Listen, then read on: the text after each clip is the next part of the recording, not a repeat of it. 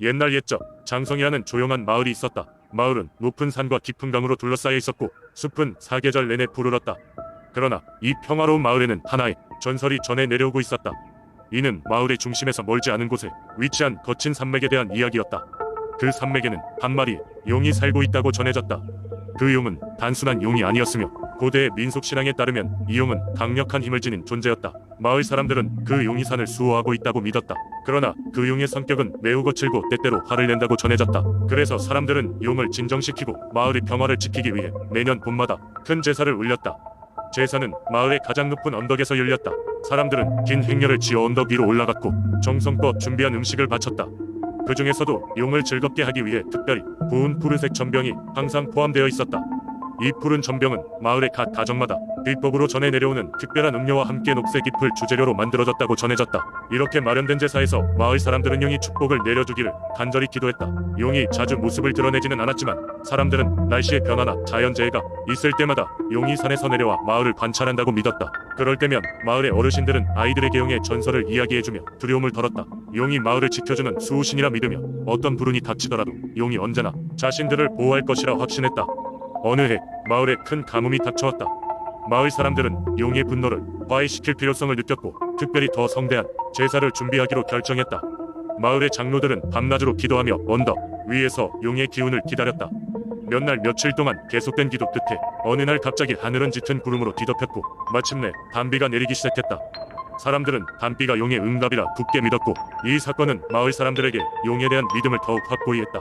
그 후로도 마을은 제사를 지속하며 해마다 용을 기리는 축제를 열었다. 이 축제는 단순히 용을 기리는 것을 넘어 마을 사람들 간의 화합을 기념하는 날이 되었다.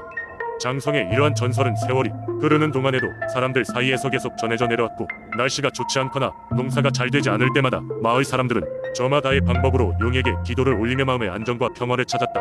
이렇게 장성의 용 전설은 마을의 정체성을 이루는 중요한 부분이 되었고 지금도 전설로 전해지면서 장성의 민속신앙에 깃든 신비롭고 매혹적인 이야기가 되었다. 두 번째 이야기, 옛날 옛적 전라북도 남원에는 백두호랑이라고 불리는 신령한 호랑이가 살고 있었다. 이 호랑이는 산의 전기를 받아 신령한 존재가 되었고 사람들에게 특별한 능력을 베풀곤 했다. 마을 사람들 사이에서는 백두호랑이에 관한 전설이 전해져 내려왔는데 그 중에서도 호랑이와 소금의 전설이 가장 유명했다. 남원 마을에는 가난하지만 마음씨 착한 소금 장수 한 명이 살고 있었다. 그의 이름은 춘식이었다. 춘식은 매일 아침 일찍 일어나 주변 바다에서 소금을 얻어 그것을 마을에서 팔았다. 하루는 평소보다 늦게까지 소금을 배에 싣고 집으로 돌아오던 날 산속에서 길을 잃고 말았다.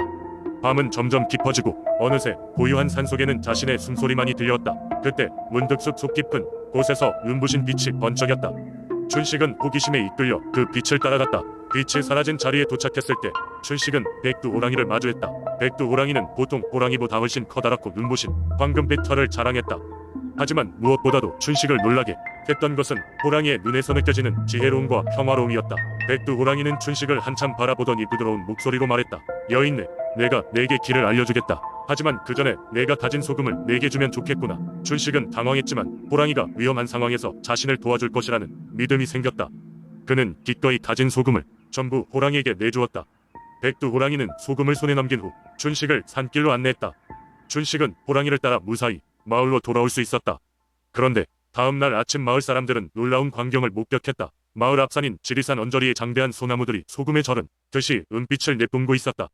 이 소금빛 소나무는 마을이 새로운 명소가 되었고 많은 사람들이 이 신비한 현상을 보기 위해 남원을 찾았다. 소나무 숲에서 나오는 신비한 기운 때문에 이곳의 주민들은 건강하게 장수할 수 있게 되었다는 전설도 함께 전해졌다. 그 후로 남원 사람들은 백두호랑이를 소금 호랑이라 칭하며 해마다 그에게 감사히 제사를 지내기 시작했다.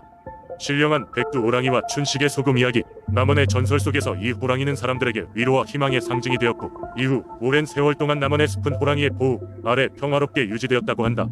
세 번째 이야기, 옛날 옛적 전라북도 진안에는 신령한 산신이 살고 있었다. 이 산신은 진안의 자연을 지키고 사람들을 보호하는 역할을 맡았으며 그의 모습은 여러 동물의 형태로 변할 수 있는 능력을 가지고 있었다. 그 중에서도 산신이 가장 자주 변신하던 모습은 바로 거대한 백호, 즉 흰 호랑이였다. 진안 마을 사람들은 산신을 매우 존경하였다. 그들은 산신에 대한 존경을 표하기 위해 매년 봄마다 산신제를 올렸고 각종 곡물과 과일을 제물로 바쳤다. 산신은 마을 사람들의 정성을 알기에 항상 그들의 바람을 들어주고 마을의 안녕을 지켜주었다. 그러던 어느 해 진안에는 가뭄이 찾아왔다. 세 달이 넘도록 비가 내리지 않았고 마을 사람들은 점차 지쳐갔다. 더 이상 참을 수 없었던 촌장과 마을 사람들은 산신에게 도움을 구하기로 했다. 그들은 산신터로 올라가 정성껏 제사를 올리고 비가 내려 농사를 지을 수 있도록 도와달라고 간절히 빌었다. 산신은 마을 사람들의 진정 어린 기도를 듣고 그들의 바람을 들어주기로 결심했다. 그날 밤 산신은 거대한 백호의 모습으로 변신하여 하늘로 올라갔다. 백호는 단숨에 구름을 몰고 와마을 위에 비를 내리게 했다. 사람들은 갑자기 내린 비를 보고 기뻐하였고 산신에 대한 감사의 뜻을 전하기 위해 더욱 열심히 산신제를 준비하였다. 그렇게 마을은 다시 평화를 찾았지만 이 이야기는 여기서 끝나지 않는다. 산신은 백호의 모습으로 변신할 때마다 호랑이의 본능을 제어해야 했는데 어느 날 우연히 산에서 길을 잃어버린 나그네를 백호의 본능으로 사냥 본능이 깨어나 잡아먹을 뻔한 자칫 위험한 상황이 벌어졌다.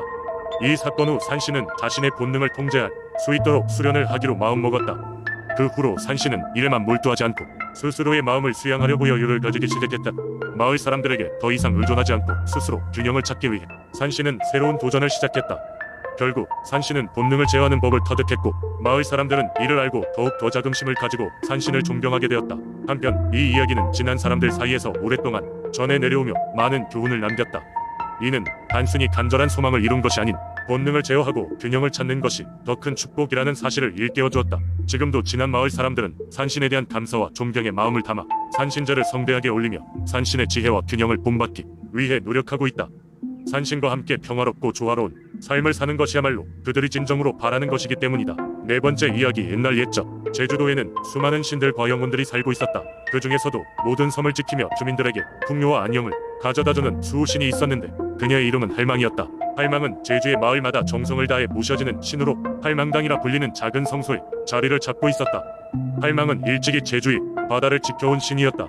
그녀는 바다와 육지를 넘나들며 언제나 마을 사람들에게 필수적인 양식을 제공하고 바다가 거칠어져 고깃잡이가 어려울 때면 바다의 풍랑을 잠재웠다.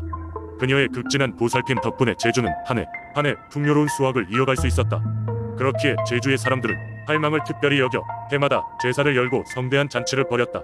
마을의 어른부터 어린아이까지 모든 주민들이 참여하여 할망에게 감사의 뜻을 전했고 그녀의 힘이 언제나 곁에 있기를 기원했다. 사람들은 그녀를 위해 초롱한 강들과 산의 진미를 장만해 올렸고 할망당 주변의 돌담에는 정성껏 엮은 꽃다발들이 소복하게 놓였다. 시간이 흐르고 세월이 변함에 따라 제주의 문화도 많이 변했지만 할망당에 대한 신앙은 여전히 많은 사람들의 가슴속에 살아있었다. 현대에 들어 제주의 민속신앙은 점차 사람들의 기억 속에서 희미해져갔지만 때때로 찾아오는 자연재해와 바다의 변덕 앞에서 사람들은 여전히 할망에게 기도를 올렸다. 어느 해 제주의 바다에는 전례 없는 강한 폭풍이 몰아치기 시작했다. 이 폭풍은 마을의 모든 것을 무너뜨릴 기세였고 바다로 나간 어선들도 돌아오지 못한 채 실종되었다. 마을 사람들은 깊은 두려움에 떨며 할망당에 찾아가 기도를 올렸다. 할망의 은총을 간절히 바라는 마음이었다. 그날 밤 꿈속에 거대한 여인이 나타났다는 주민들이 있었다. 그녀는 휘날리는 흰옷을 입고 있었고 얼굴은 노을처럼 따뜻한 빛을 발하고 있었다. 여인은 미소를 지으며 주민들에게 말했다. 두려워하지 마라. 나는 늘 너희와 함께 있을 것이니 바람을 잠재우고 바다를 평온하게 만들겠다. 꿈에서 깨어난 주민들은 서로의 이야기를 나눈 뒤 할망이 그리운 마음을 달래며 중앙에 모여 다시 한번 감사의 제사를 올렸다. 놀랍게도 다음날 거대한 폭풍은 흔적도 없이 잦아들었다. 바다는 다시금 평온한 물결을 되찾았고 실종되었던 어선들도 하나 둘씩 무사히 돌아왔다. 사람들은 이 모든 것을 할망의 은총이라 믿었고 주기적으로 할망당을 찾으며 감사의 인사를 전했다. 이렇게 할망은 여전히 제주도의 사람들과 함께하며 그들을 보호하고 있었다. 그녀의 전설은 제주도를 방문하는 사람들에게도 귀감이 되어 많은 이들이 할망의 이야기를 듣고 섬에 대한 경애와 감사를 느끼며 돌아가곤 했다. 오늘날 할망당은 단순한 민속신앙의 상징을 넘어 제주의 문화적 정체성과 연결된 중요한 역사적 장소로 남아있다.